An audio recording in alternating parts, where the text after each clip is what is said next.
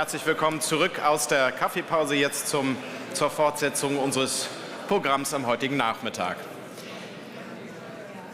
Wir diskutieren hier in Deutschland, und das haben wir hier an diesem Vormittag auch schon getan, viel und intensiv, teilweise auch leidenschaftlich, über das Thema der Erbschaftssteuer. In der Debatte, und das ärgert uns auch natürlich als Stiftung immer wieder, werden oftmals Privatvermögen und Betriebsvermögen verwechselt. Teilweise auch gezielt wird diese Trennung verwischt, und natürlich spielt auch Neid eine Rolle.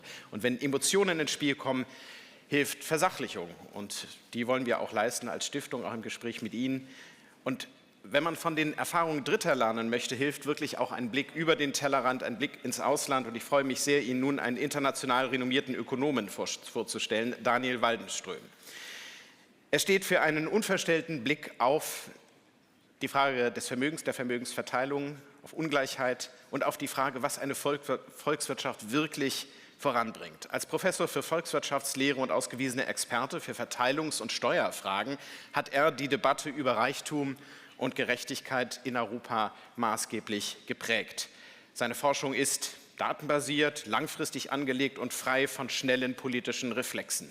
Besondere Aufmerksamkeit hat sein Buch Richer and More Equal erregt, und ich darf es Ihnen wirklich zur Lektüre anempfehlen. Seine zentrale These, mehr Wohlstand und mehr Gleichheit sind kein Widerspruch, im Gegenteil. Gesellschaften können insgesamt prosperieren und gleichzeitig auch breiter teilhaben lassen, auch dann, wenn es sehr Vermögende gibt und auch ohne eine ausgeprägte Besteuerung von Erbschaften. Ein Blick nach Schweden zeigt, es gibt Alternativen, es gibt andere Wege, und es lohnt sich, hier genau hinzusehen. Sein Vortrag führt uns genau in diese Debatte. Successful Without Inheritance Tax, Fiscal and Economic Lessons from Sweden. Wir haben im Übrigen auch sozusagen sein Buch in einer Kurzform nochmal in eine Studie gegossen. Ich habe es gestern schon erwähnt, das stille Wirtschaftswunder, gestern besprochen, relativ ausführlich in der Süddeutschen Zeitung. Lieber Professor Waldenström, warm willkommen till oss. We are very much looking forward to your insights and to learning from your perspectives on how prosperity, opportunity and fairness can go hand in hand. The floor is yours. Great to have you.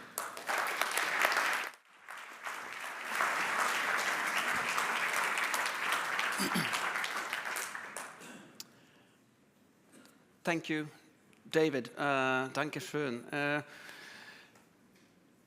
I have a presentation. Is it coming out? Ah, voila. When I was young and wanted to listen to music away from home, I needed one of these. Maybe some of you recognize it.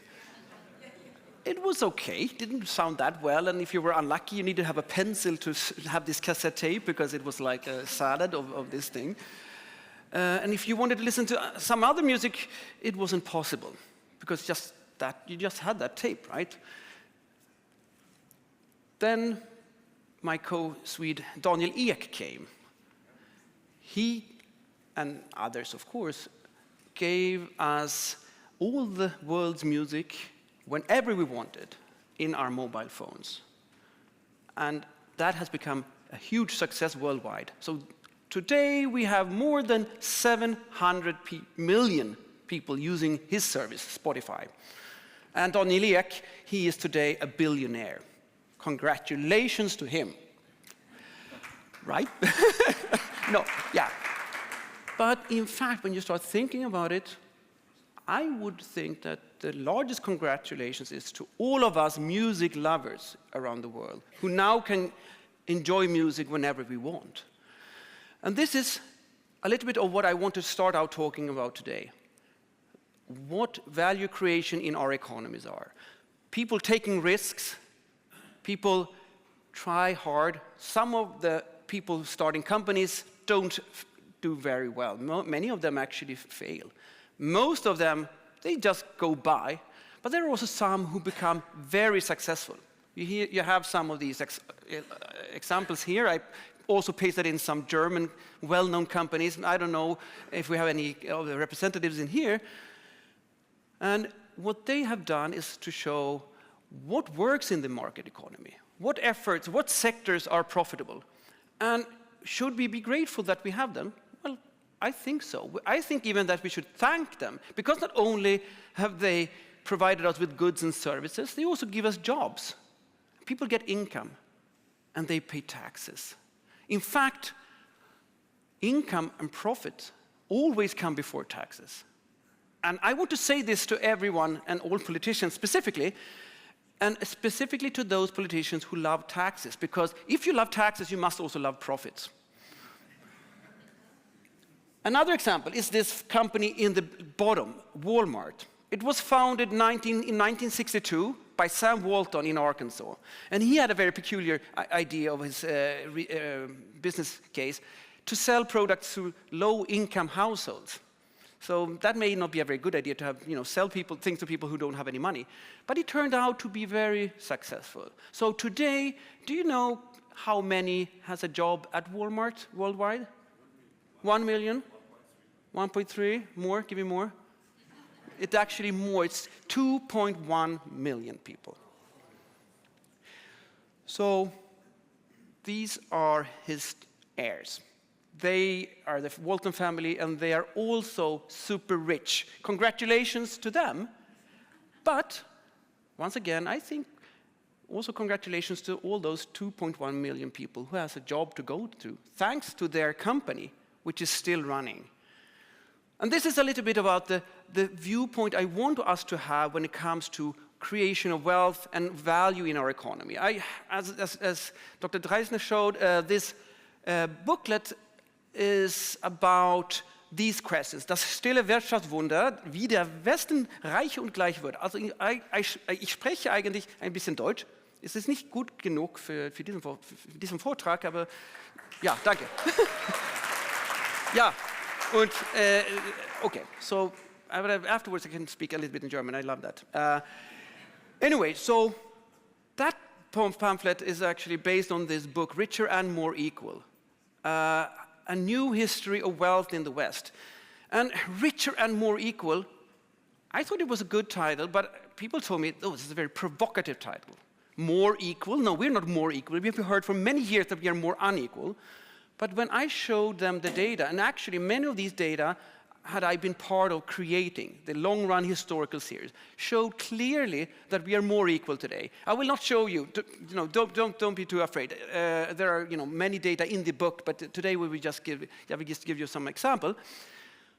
We are more equal, and it has not been by taking down the top, which we have also heard. Destruction of capital, wars, taxes. That has kind of created equality in our economies. No. In fact, the most important thing that has created equality is going through lifting the bottom, in embedding people, more and more people, into the productive economy. And another thing that I will also talk about today is how to think about redistribution, not only the distribution, taxation. And here I will say that we should tax labor income, we should tax capital income. And it's income that we should tax, not wealth. Let me come back to that. So how was this then? What is this story? We had, during the 20th century, the most important economic change in the history of mankind, the Industrial Revolution. That created productivity gains, mass production, incomes. So we got richer, but we also started embedding more and more people, because we saw that workers started understanding that they were not only valuable in the workplace, but they were also valuable as citizens. So democracy brought us education, labor laws. So we got more productive workers that could, for the first time in history, start saving. Before then, they had to eat everything that they earned. So what do the data say? So this picture shows you per capita wealth in Germany. So these are data created by my colleagues in Berlin and elsewhere. And they show that Germany had a bit of a rocky start of the 20th century, but then in the post-war era, it was better. And it has been much better. And I think it's interesting also to see that it didn't stop becoming better in the 80s or 90s when we were already rich, in Germany, in Sweden, and elsewhere. But it continued for various reasons. So this is showing you that the pie has grown. Our Western liberal market economies have delivered wealth. But something else happened. The type of ownership changed dramatically. So this picture shows you the composition of wealth, what kind of assets we hold. So unlike money, money is blind. Wealth is not blind. It actually matters what we own. 100 years ago, most of the wealth was in agriculture or some industrial companies and so on. These were assets that typically the rich owned. Then, as I said, the workers started earning more, becoming productive. So we started getting housing built up. People started saving in housing. Home ownership rates increased. And then we also started to be healthier and living longer. And what do you do? What do you need to do when you start living many years after you get 65? You need to start to save for old age. Right? And this picture is fantastic because it shows you that wealth today is 3/4 assets that ordinary people hold, either housing wealth or pension funds. And this is important. So for those people who say, wealth is something that rich have. Yeah, but they were right 100 years ago. Today, wealth has become so dispersed. And that's a great achievement, at least for everybody of us that thinks that it's good to have both a richer and a more equal society. Talking about equality, how has this wealth been developing in different parts of the wealth distribution? So this picture shows you how wealth has developed in the bottom and in the top. So the top 1%, that shows you the sum of all wealth held by the richest percentile in the population. So think about, we line up everybody from the poorest to the richest. We divide the population in 100 equal-sized groups.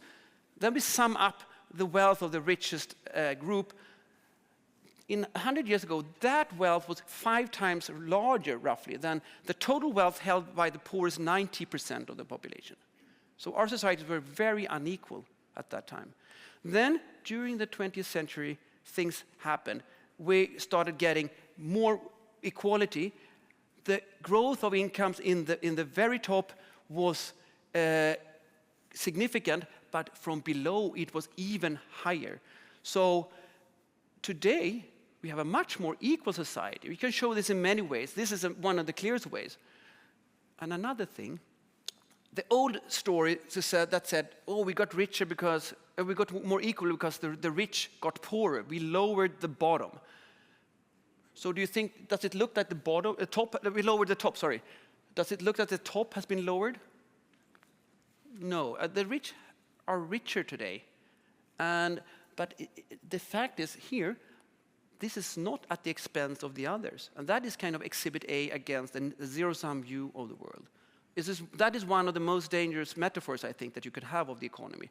The zero-sum view saying that if someone is to gain, someone else has to lose.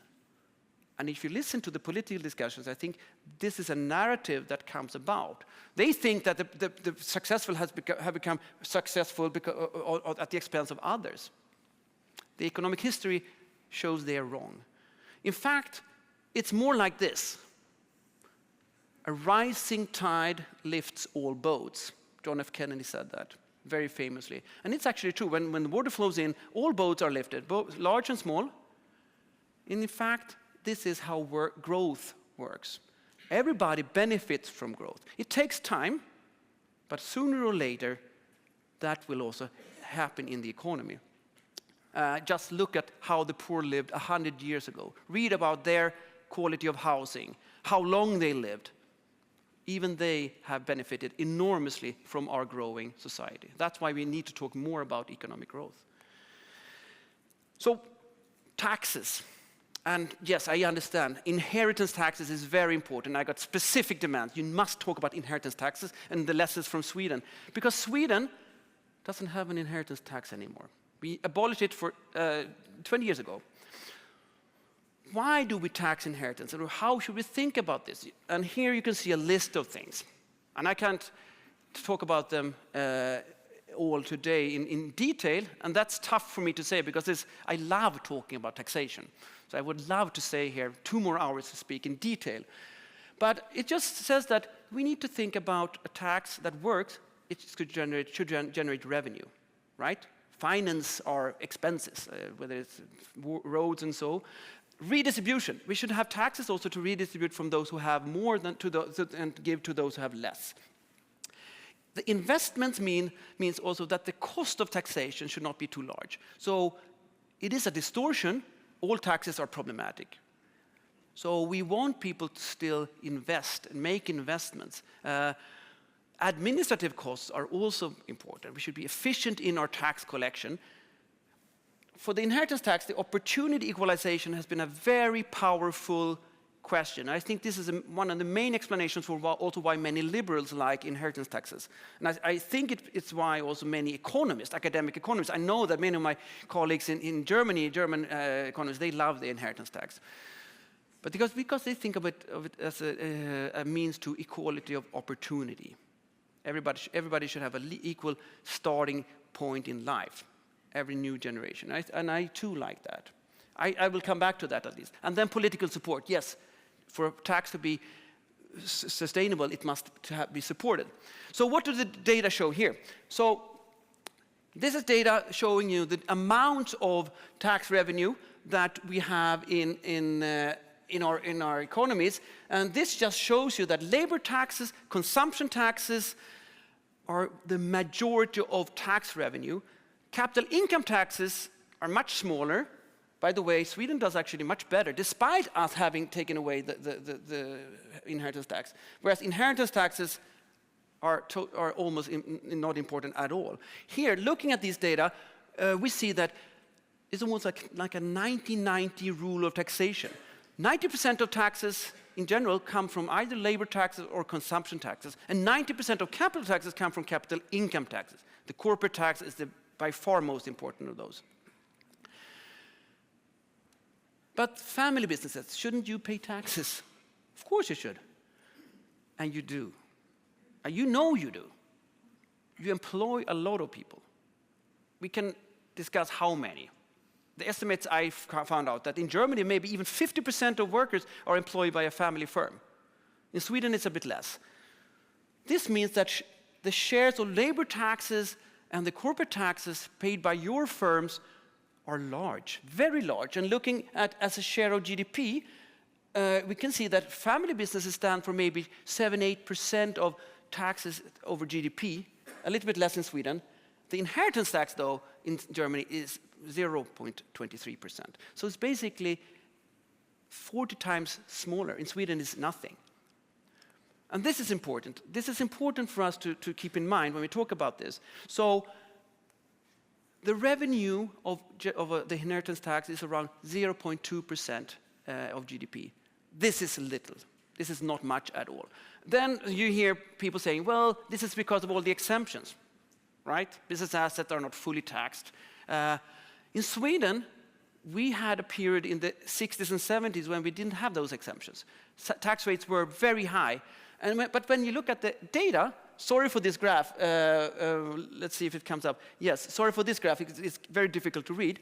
The dark line is the tax rate on the inheritance tax. It was over 60% in the early 70s. And the orange line is this share of GDP in tax revenue from inheritance taxation. And it just shows you that when we had a very large pressure on family businesses to pay taxes, no exemptions at all, that did not generate more revenue. People did not invest, they left the country, and so on and so forth. Redistribution. It actually turns out that even if richer heirs get more money when they inherit, the inheritance is actually more important for low wealthy households. So in fact, to tax that makes this more regressive. As in terms of investment, it's clear that there is a distortion on investment from this tax. How large it is, that is difficult to know. Very few studies show this convincingly. Administrative costs have been estimated in one study to 0.2% of GDP, and whoops, it's equal to the size of the revenues. That's not a good business case for inheritance taxation, I think. When it comes to opportunity equalization, every new generation of youngsters should have the same starting point. It's just the problem with heirs is that they are 55 years old. That's not the starting point in life. It's very late. There are other better policies here. I think schools, education policies, that's key for equality of opportunity, something which I think is very important for market economies. Political support, this we already know. It's one of the most hated taxes. Surveys have shown that for several countries. And why? Well, it's because of these problems. Valuation, we don't know the worth of the transfers. What is your house worth, or what's the firm worth? And the liquidity problems. Taxpayers typically don't have money. So even middle-class households hate the inheritance tax. Okay, so this is what I wanted to talk about today in my presentation. We are richer and more equal than in earlier historical eras. And this has not come through taking down the rich, but instead including more people into the economy and lifting the bottom. That is by far the most important. And we should tax capital. We should tax rich people, but we should tax their income. When their companies make profits, when they take out money from their firms as dividends, or when maybe they sell firms and make a realized capital gain, then you have money. Then there is real cash, that some of that can be paid, because we need someone to pay some taxes, right? So wealth taxes or inheritance taxes, no, they are not they're not part of this pragmatic game. So, thank you.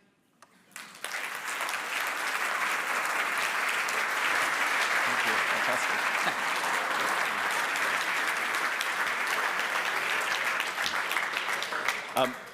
Daniel, thank you so much. That was really very, very enlightening and, utterly fruitful, I think, for all of us here following the German discussion on inheritance tax and inequality of wealth distribution. As I already told you, we had some protesters here today outside. Honestly, I mean, it's a very, very heated discussion that we have at the moment here in Germany. And there are some people who say that, the wealthy do not really, take it seriously, that they have responsibility for society. We have eroding infrastructure, eroding schools. They should just pay more and, share their wealth. I was wondering, have you never had a similar discussion in Sweden? It seems to be socially accepted that you do not have any inheritance tax at all. And I'm wondering, why is that so? Why are people, and even wealth inequality is higher in Sweden than it is in Germany. Nonetheless, it seems to me that there are not that many people on the streets claiming to, eat the rich. Why is that so? No, it's a big question, of course. I think Sweden is a smaller country. We are used to be very adaptive. We don't set the rules. We just have to abide by them. And then when we have successful companies globally, we're happy and proud. H&M, and the most beloved entrepreneur in Sweden is Ingvar Kamprad, IKEA. So. Of course, the more to finance wealth you get, the more suspicious people get. But that said, I think we need to be constructive, and I think we also have to be proud of saying, and as family firm owners, we do pay taxes, and we want to pay taxes. Of course, then with globalization gains, it could also be a case for more philanthropy and use that, and that is actually something where Swedish wealthy people are quite new. But then why you are more extremist? I mean, Germany has been more extremist going back to the 70s as well. So I don't know. There may be other routes to that. Mm-hmm, mm-hmm. What would be your advice how to deal with the current situation? Because, this is an ongoing narrative. Everyone says inequality is growing. When we really look at the numbers, even in Germany, inequality has not been growing within the last 10 years, but everyone is really looking at those top 1%. We have more and more billionaires. That's scandalous. It seems to be that a very, a false narrative, or a narrative based on, false theses is so omnipresent, and I'm wondering, why is that so? I think we should talk more about growth. I think the most important way to a more equal economic distribution is to go towards full employment, to get people into jobs, to have them well educated and to get jobs and to get growth. I'm getting actually almost scared by looking at the growth numbers of Germany today. I think this should be priority number one, how to make more, have more risk-taking, ask questions, why is not AI coming out of Europe at all? Why are we second stage there? And this is an alarm bell, according to me. And when you get growth and investment and risk-taking from the business side, people will also get more into get more jobs. I don't think I hear some news about higher top marginal tax rates in Germany. In our European countries, which already pay the highest taxes in the world. So we're good at safety nets, and we're good in many ways. We may not need to higher taxes even more. In fact, these people are our best and brightest. We want to make them work more. Then I don't think it's the right way to do that. So I think talk about growth and how that has included people into the economy, lifted them. That will also create more equality. You briefly elaborated on the fact that many, German economists, it seems to be that they do not have a big problem with inheritance tax. They even, make suggestions and, come up with certain models. It seems to us that you, as an economist, very much fill an intellectual vacuum that we have in Germany because you have a totally different view and, from a German perspective, at least rather radical view on these issues and radically liberal, if you like, liberal in the German sense. Why is that so? Why do you think they are super careful or are worried to be perceived as being asocial? Or No, I think they are very theoretical and very desktop-oriented. They lack totally a growth perspective, an entrepreneur perspective. They don't meet people like you enough. And I think that is crucial in order to understand why they don't think about that. And also, I think many of them lack the growth important, the dynamics. I could hear this from the politicians who was here earlier. She talked about the money is there. Why don't you use it? Well, a business decision is about looking at the returns. Is this investment worth its risks? And that is so. She had a static view, and I think many academic economists are also static in their viewpoints, and then they can say, oh, well, you have money, and so on. I think also some of them think about equality of opportunity, and that I think I share. It's just we have to explain to them that there are other policies that are much better for that, not the inheritance tax. I hate to say it. Daniel, thank you so much for your time. Thank you for being with us here today in Berlin, and warm round of applause. Thank you. Voila. Ja.